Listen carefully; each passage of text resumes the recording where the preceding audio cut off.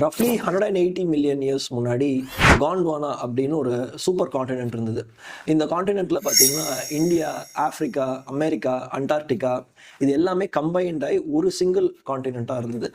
And எர்த்தோட tectonic plates moment இருக்கிறனால India இதுலேருந்து break ஆகி ட்ரிஃப்ட் ஆகி தனியாக ட்ராவல் பண்ண ஆரம்பிச்சுது. ஸோ ஆஃப்ரிக்காலேருந்து இந்தியா பிரேக் ஆகி டுவர்ட்ஸ் நார்த் ட்ராவல் பண்ணிட்டு இருக்கும்போது ஆஃப்ரிக்காலேருந்து ஃபியூ தௌசண்ட் கிலோமீட்டர்ஸில் இந்தியான்ற இந்த பார்ட்லேருந்து இன்னொரு பார்ட் பிரேக் ஆகி ஆஃப்ரிக்கா கிட்டேயே ஸ்டே ஆயிடுச்சு. அண்ட் இந்தியா ஃபர்தர் ரீஜன் வந்து ட்ராவல் ஆக ஆரம்பிச்சது.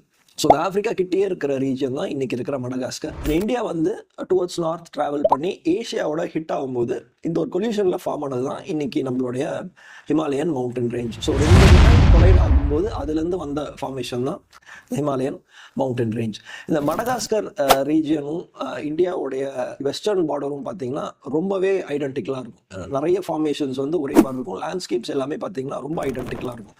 அதுக்கான ரீசன் என்னன்னு பார்த்தீங்கன்னா இது ரெண்டுமே ஒரே லேண்ட்ஸ்கேப்லேருந்து பிரேக் ஆகி வந்த பீஸ்ன்றதுனால தான். மடகாஸ்கர் அப்படின்ற ரீஜியன் ஜியோகிராஃபி வைஸ் ஆஃப்ரிக்காவோட க்ளோஸராக இருந்தாலும் ஜியாலஜி வைஸ் மடகாஸ்கர் வந்து இந்தியாவோட தான் க்ளோஸராக இப்பயும் இருக்குது. காண்ட்வானா அப்படின்ற நேம் இந்த சூப்பர் காண்டினென்ட்டுக்கு ஏன் வச்சாங்கன்னா இந்தியாவோட சென்ட்ரல் ரீஜனில் இருக்கிற ஒரு ஏரியாவோட பேர் தான் இது.